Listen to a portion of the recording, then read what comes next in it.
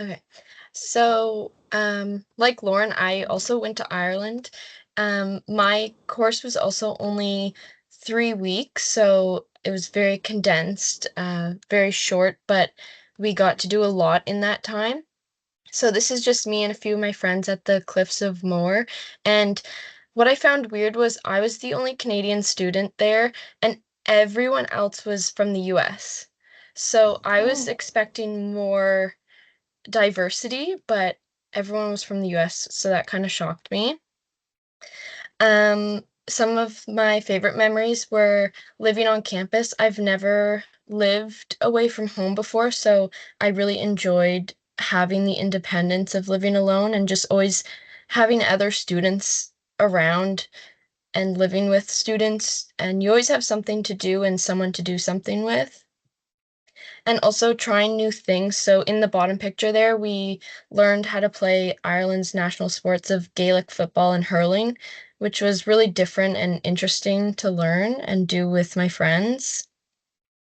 And I found it cool that we were able to explore the entire country. We kind of went to every side of the country, um, which is something like I wouldn't be able to do in Canada in 3 weeks because Canada's so large. But with Ireland, you can just kind of go to each side because everything's like 1 to 3 hours away from where I was. I was kind of in the middle of the country.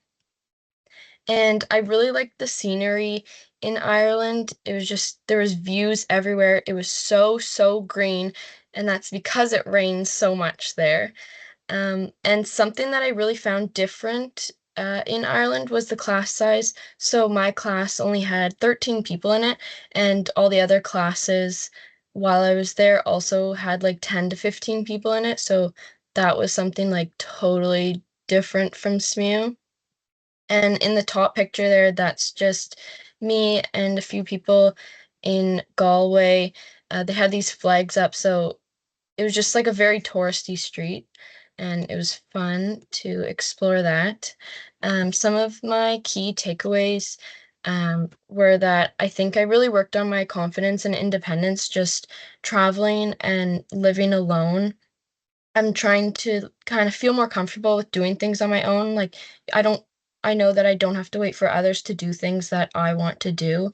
And I really tried to be the first one to speak because I think naturally um, everyone wants someone else to make the first move, but I think it's important that we just be the first one to speak to someone else because that's only going to make your own experience better because you're making friendships that will make your time away so much more fun.